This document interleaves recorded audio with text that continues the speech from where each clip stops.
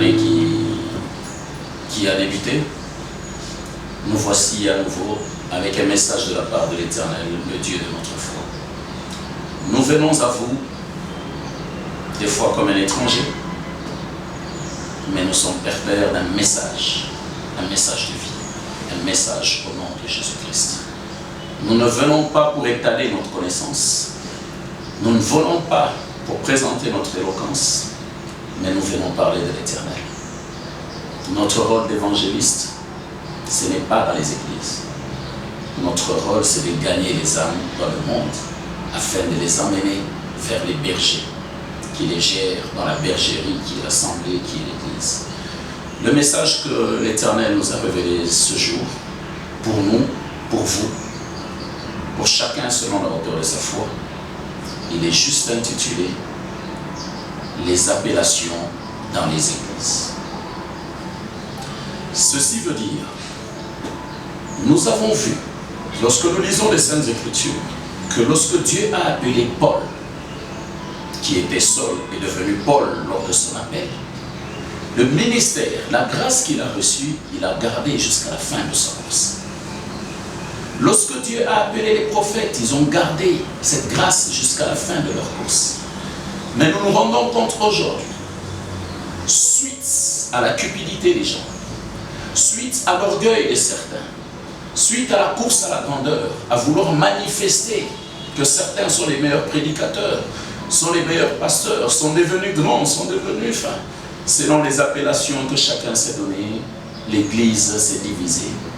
L'Église est détruite et la plupart des églises sont assises sur la prophétie et une prophétie inventée. Une prophétie qui ne vient pas de l'Éternel. Certaines églises vont même plus loin. Ils ne prêchent que la bénédiction. Est-ce que la bénédiction est un message de l'Évangile? Ils ne prêchent que les voyages. Ils ne prêchent que la gloire. Est-ce le message que Jésus-Christ a donné à l'Église actuelle? Je crois, par ma petite foi, que le message qui a été donné, c'est celui du salut des âmes. C'est celui de la repentance, celui du pardon, celui de la crainte de Dieu, celui de la recherche de la vérité, celui de la paix, celui de la marche dans la sainteté. Aujourd'hui, les églises ne jouent plus leur rôle. Et ce qui fait mal, ce qui blesse, ce qui attriste, ce que vous vous rendez compte, que ce soit dans les églises qui se passent les choses qui se passaient hier dans le monde. Et c'est le monde qui s'étonne de ce que les chrétiens font dans les églises. Où en sommes-nous avec l'œuvre de Dieu? Sommes-nous des appelés? Sommes-nous des oints? Sommes-nous dignes de porter l'appellation de oints de Dieu, des chrétiens? D'où viennent ces appellations? Archibishop, bishop, révérend tel. Mais cette révérence, elle ne doit pas venir de vous. Elle doit venir de ceux qui vous suivent. C'est eux qui diront, il est honorable, il est révérend, il est digne. Ce sont les âmes que nous avons gagnées à l'Éternel qui doivent le voir. Nous sommes là dans le ministère pour présenter Jésus-Christ, pour présenter l'évangile de Christ, non pas pour nous présenter nous. C'est la mission de l'Église. Aujourd'hui, vous allez vous rendre compte que beaucoup veulent qu'on les appelle pères. C'est un choix de vie. L'évangile n'est pas, ou la prédication de l'évangile, ou une émission telle que nous le faisons, ne sont pas l'occasion d'un débat. L'évangile ne se discute pas. L'évangile se partage. La parole de Dieu n'a pas besoin d'un débat, mais elle a besoin d'un partage. Et c'est le Saint-Esprit, pour celui qui est dans la vérité de la profondeur de la pensée de Dieu, c'est le Saint-Esprit qui séduit et qui convainc ceux qui écoutent. Nous n'avons pas besoin de faire des efforts, de nous habiller, je ne sais pas comment, d'être... Non, ce n'est pas ça qui prêche. Ce qui prêche, c'est l'état de ton âme. C'est la qualité de ta vie. La profondeur de la connaissance de Dieu. C'est ta marche dans la crainte de Dieu. C'est ça qui prêche. Parce que quelque part, nous sommes cette Bible que les gens lisent. Mais pour être une Bible que tout le monde lit, nous ne pouvons pas prêcher ce que nous ne vivons pas. Nous ne pouvons pas prêcher ce que nous ne sommes pas. Il n'y a que des paniers et des offrandes dans les églises. Il n'y a que des paniers de ceci et de cela. Il y a des églises qui vont jusqu'à 12 paniers. 5 paniers, 6 paniers. Mais on ruine le peuple de Dieu. Mais depuis qu'ils ont commencé à remplir vos paniers, quels sont les miracles qui se sont accomplis dans leur vie? Certains se glorifient même. C'est moi qui ai déclaré ça sur terre. Mais je veux poser une question à chacun d'y répondre. Moi, je porte le message de l'Éternel. Dieu me dit, mais les gens veulent s'appeler Père. Or, il vous a été dit que nul n'appelle quelqu'un Père sur la terre, sous le soleil. Car vous tous, vous n'avez pour Père que l'Éternel Dieu Tout-Puissant en Jésus-Christ. Tout le monde est devenu Père.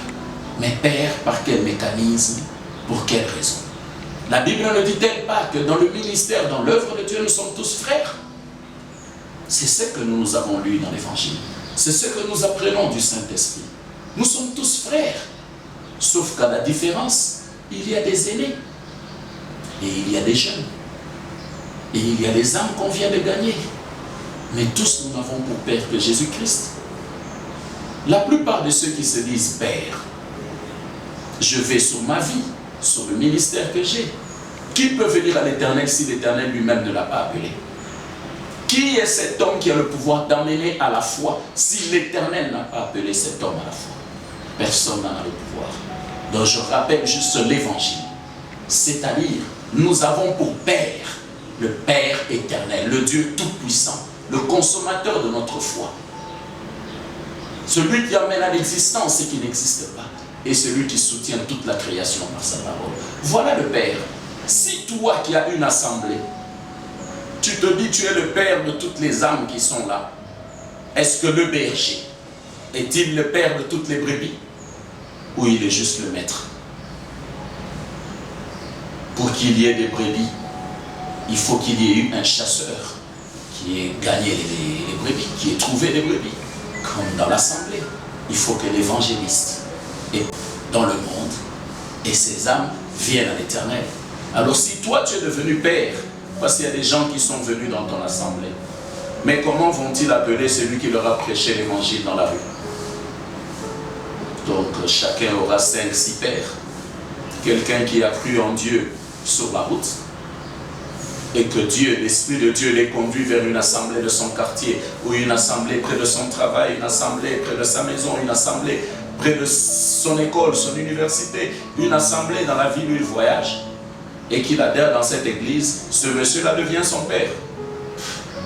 Je ne sais pas, ce n'est pas une question de débat, mais je voudrais ramener la foi de l'église afin que nous puissions marcher dans la crainte de Dieu et que l'ordre dans l'œuvre de Dieu soit établi. Qui est Père? Si vous êtes Père, que nous donnez-vous? Parce que beaucoup parmi les hommes de Dieu sont devenus des hypocrites. Des gens qui marchent dans la duplicité. Des gens qui envient. Des gens qui trichent. Des adultères. L'assemblée de Dieu, leurs bureaux sont devenus de lieux de fornication. À quoi ressemble l'Église aujourd'hui? Le péché a été emmené dans l'assemblée des saints par les oints de Dieu. Là, on utilise l'argent que les gens donnent comme dîme, comme offrande, parce que vous avez limité la dîme et l'offrande à l'argent. Vous allez limiter Dieu à la valeur monétaire. Pourquoi? Et c'est dans vos bureaux que vous déshabillez les sœurs, les épouses des gens qui ont cru en vous, qui ont cru en ce Dieu que vous avez prétendu prêcher. Vous faites la cour aux gens que Dieu a rachetés, amenés à la foi. Vous les ramenez dans le monde. Bien-aimés, frères et sœurs, hommes dits de Dieu, grands comme vous le prétendez, où est la place de ce Dieu en qui vous aviez cru? Ce Dieu qu'il y a quelques années vous prêchiez avec un zèle outre mesure. Ce Dieu pour qui nous pouvions nous tenir à la télé, vous écoutions sans nous rendre compte du temps qui passait. Où est passée cette œuvre? Où est passée cette foi? Vous avez désiré la gloire du monde que la promesse de Dieu. Et vous êtes allé jusqu'à croire que la promesse traîne et vous embarquez le peuple que Dieu vous a amené dans la distraction, dans la destruction. La fornication est dans les églises. L'adultère est dans les églises. Le mensonge est dans les églises. La tricherie est dans les églises. La convoitise est dans les églises. La calomnie est dans les églises. L'hypocrisie est dans les églises. Le vol est dans les églises. Et on fonde, on met des messages pour distraire le peuple. Et quand le peuple dit Amen, on a choisi ces moments pour créer une chaleur. La prédication n'est pas une chaleur, c'est un couteau à double tranchant. Lorsqu'il est prêché, il peut blesser, tout comme il peut réparer. L'évangile doit faire mal. L'évangile ne produit pas nécessairement la joie. L'évangile touche les cœurs pour changer les vies. L'évangile, c'est celui qui peut être le sel et non pas le sucre. L'évangile, c'est celui qui peut choquer pour redresser. L'évangile, c'est celui qui met à nu afin que le sage s'humilie et que l'insensé s'enorgueille. L'évangile n'est pas une partie de plaisir où on choisit les chaises de devant pour une catégorie des gens parce qu'ils s'habillent bien ou parce qu'ils donnent les meilleurs dîmes, les meilleures offrandes. Mais que faites-vous de la foi des autres? Vous vous dites, vous êtes des faiseurs de miracles. Je l'ai lu dans la Bible, je ne connais pas la Bible dans son entièreté. Mais du haut de mes 21 ans de ministère, je n'ai lu nulle part que nous sommes des faiseurs de miracles. Non. Nous avons l'onction de Dieu. Nous avons la grâce de Dieu. Soit on est prophète, soit on est évangéliste, soit on est pasteur, soit on est docteur, soit on est selon les 5 grâces que Dieu a données dans le ministère. On l'est, oui, mais le miracle se trouve dans les fidèles qui ont cru. C'est leur foi qui déclenche le miracle. Nous ne sommes pas des faiseurs de miracles. Nous sommes des porteurs de l'eau de vie. Nous sommes des vases qui doivent porter la vie, qui doivent porter la parole de Dieu. Nous déclenchons la foi. Et la foi de ceux qui nous entendent produit le miracle dans leur vie. Et ils disent Alléluia. Lorsque nous parlons et nous prêchons, nous n'avons pas besoin de savoir que tel a été béni. Tel a un témoignage. Ce n'est pas ça la priorité. Lorsque Dieu dit, vous porterez l'évangile aux extrémités de la terre, nous portons des messages par les réseaux sociaux. Qui a été guéri, qui a été sauvé, qui a été restauré. Nous n'en avons pas besoin. Nous jouons notre rôle par obéissance à la parole de Dieu. Mais Dieu, par la puissance du Saint-Esprit, dans la vérité, l'état de notre cœur, qui porte le message, l'Esprit de Dieu atteste cet évangile dans la vie et le cœur des gens. Et cela produit des signes. Mais nous n'avons pas besoin de le savoir. Nous rendons grâce à Dieu pour ce qui est fait. L'Église est devenue le lieu où on force le témoignage. L'Église est devenue le lieu où certains hommes de Dieu vont au Bénin pour chercher des prophéties vagues, inutiles, qui perdent les gens. L'Église est devenue un lieu de magie, de course au m'as-tu vu, de désir charnel. Un homme a des problèmes, un couple a des problèmes. Vous entrez dans ce couple. Plutôt que d'apporter la paix et le message de vie, vous divisez parce que vous convoitez. Où est le sel que vous avez lorsque Dieu vous a appelé? Et qu'est devenue l'Église aujourd'hui? Peuple de Dieu, les appellations ont détruit le ministère que vous aviez. Puisque l'autre s'appelle bishop, moi je deviens archibishop. Mon Dieu, c'est écrit où? Parce que l'autre a été appelé révérend pasteur dans telle ville. Désormais, sur mes cartes, il sera écrit révérend pasteur. Dieu nous a appelés pour présenter Jésus-Christ. Mais aujourd'hui, les affiches, les gens se présentent eux-mêmes. Jésus vient après eux. Qui êtes-vous? Qu'est-ce que vous pouvez faire que Dieu l'ait permis? Les âmes qui viennent au Seigneur, c'est Dieu qui les gagne. Vous détournez ces âmes de la foi pour les ramener dans le monde. Bien-aimés dans le Seigneur, homme dit de Dieu, qu'êtes-vous devenu? N'est-il pas dangereux de voler Dieu? Comment Dieu a-t-il gagné une âme? Vous ne le savez pas. La douleur du gain des âmes, c'est le sacrifice de la croix de Jésus-Christ. La douleur du rachat des âmes, c'est le chemin de la croix. Le sacrifice du retour des égarés et des pervers, c'est la mort à la croix. Et la justice de la prédication, c'est la résurrection. Qu'est-ce que faites-vous des âmes? Des âmes que lui-même Dieu a appelées, parce que celui le Père appelé sans que Dieu ne l'ait permis. On ne vient à l'Éternel que lorsque Dieu nous appelle. Alors toi qui te dis Père, qui as-tu appelé au Seigneur? Qui as-tu amené? Bien-aimés, soyons humbles dans l'œuvre du Seigneur et rétablissons l'autel de Dieu. Nous n'avons tous pour Père que l'Éternel Dieu des armées, celui qui s'est lui-même nommé le Dieu d'Abraham, d'Isaac et de Jacob. Celui dont tout ce dont la foi nous parle dans les livres hébreux rendent témoignage de la puissance des œuvres de la fidélité. Nous sommes tous frères dans l'œuvre du Seigneur, mais nous avons le respect des aînés. Vous êtes des aînés, mais personne n'a une connaissance plus haute que l'autre, parce que la connaissance vient du Saint-Esprit. Voilà pourquoi quand Jésus s'en va après la résurrection, Jésus dit, je m'en vais vers le Père, mais je ne vous abandonne pas comme des orphelins. J'envoie sur vous une puissance. La puissance, elle est sur nous. Elle n'est pas en nous. J'envoie sur vous une puissance. Dieu a placé sa puissance sur chacun de nous afin qu'elle manifeste sa gloire en toutes circonstances lorsque nous sommes zélés dans la vérité, lorsque nous sommes zélés dans la crainte, lorsque nous sommes zélés dans l'adoration, lorsque nous sommes zélés dans la louange, lorsque nous sommes zélés dans la prédication, lorsque nous sommes zélés pour l'appel qu'il nous a fait. Là, Dieu agit. Mais aujourd'hui, qu'est devenue l'Église? À quoi ressemble l'assemblée? Les prostituées sont dans l'assemblée en train de se prostituer. Les jours de culte sont devenus des jours de rendez-vous. La famille sait que telle personne est au culte, telle personne est à l'église, telle personne... Les gens sont sur les téléphones en train de fixer des rendez-vous. Je peux sortir maintenant, tu peux venir me prendre. C'est ça les églises d'aujourd'hui. Que font les églises? Si les justes tombent, où en serons-nous? Bien-aimés frères dans les Seigneurs, aînés, faisons-nous de l'œuvre de Dieu. La grâce est trompeuse. La grâce est terriblement trompeuse. Tu peux te tenir du bout du haut de la chair. Tu penses que tu es fort.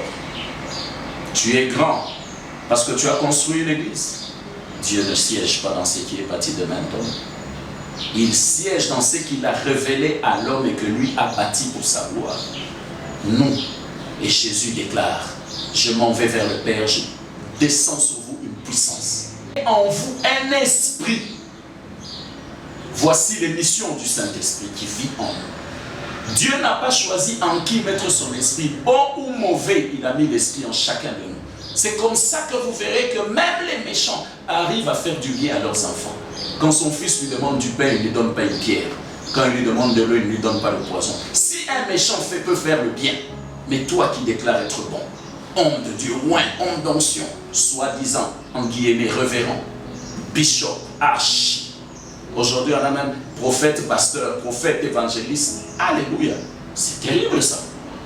Que Dieu pardonne les assemblées d'aujourd'hui. Quand tu as été appelé prophète, tu restes prophète. Tu as été appelé évangéliste, tu restes évangéliste jusqu'à la fin. L'église n'a pas de grade.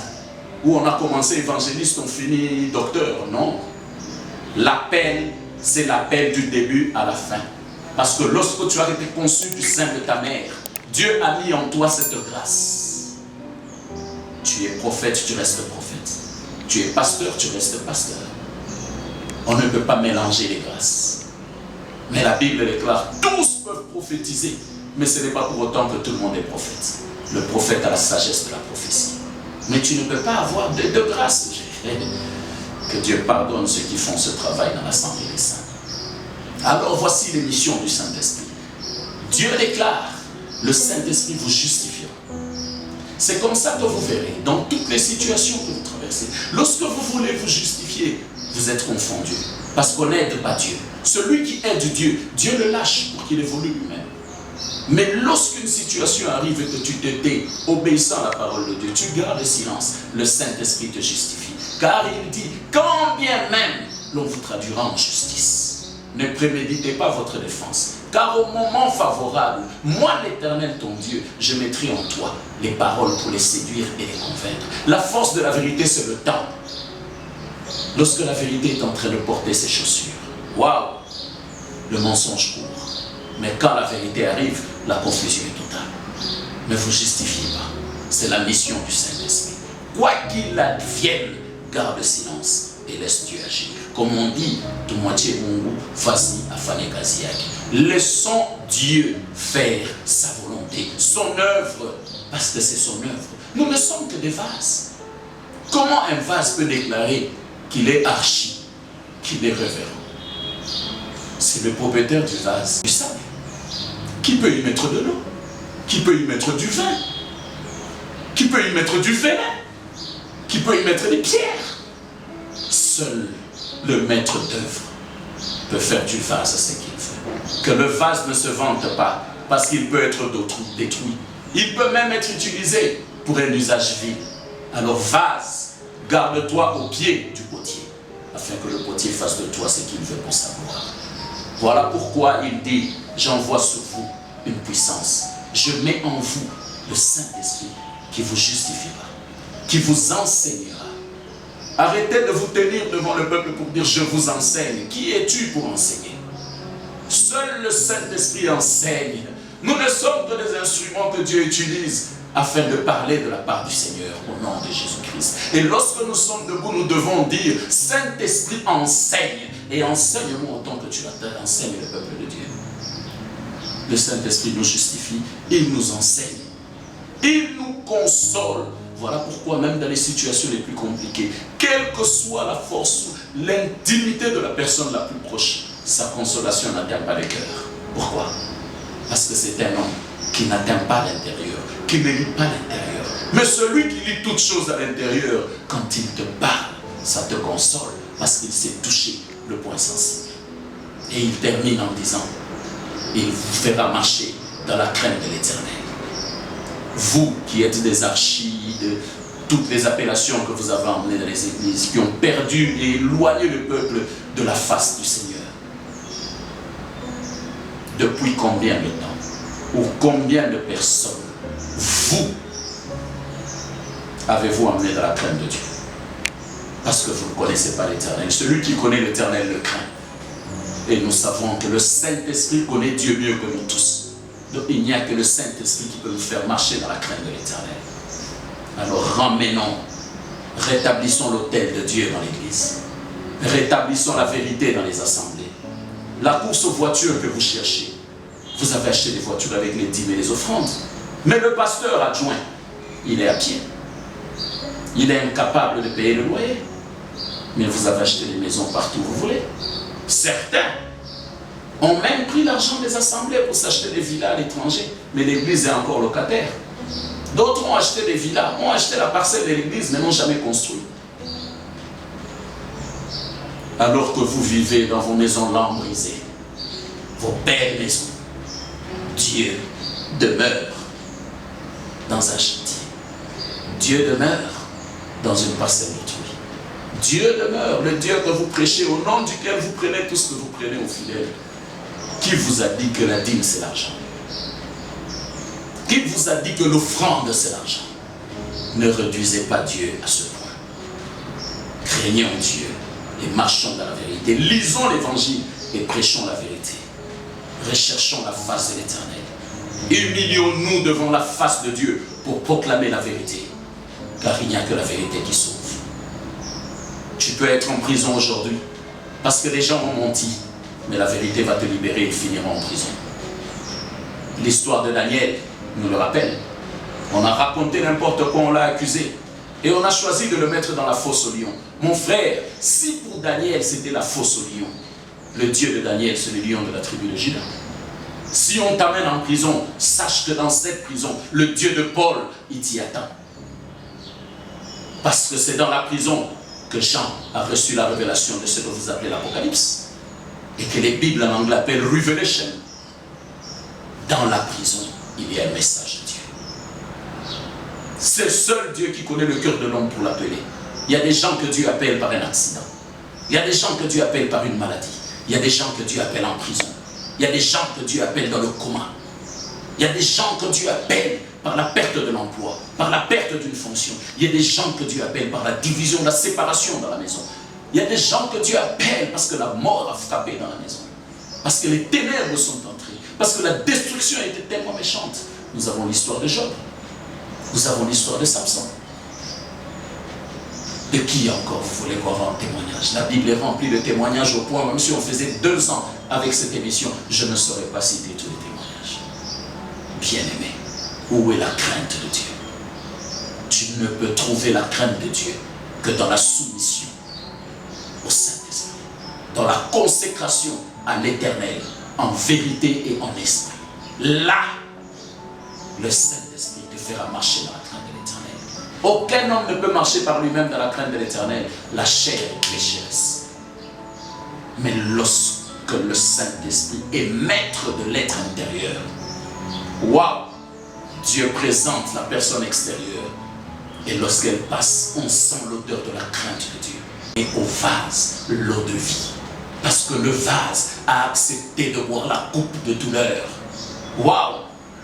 Si le vin peut enivrer, supposons que le vase soit un être humain. Rempli de vin, que serait l'état du vase?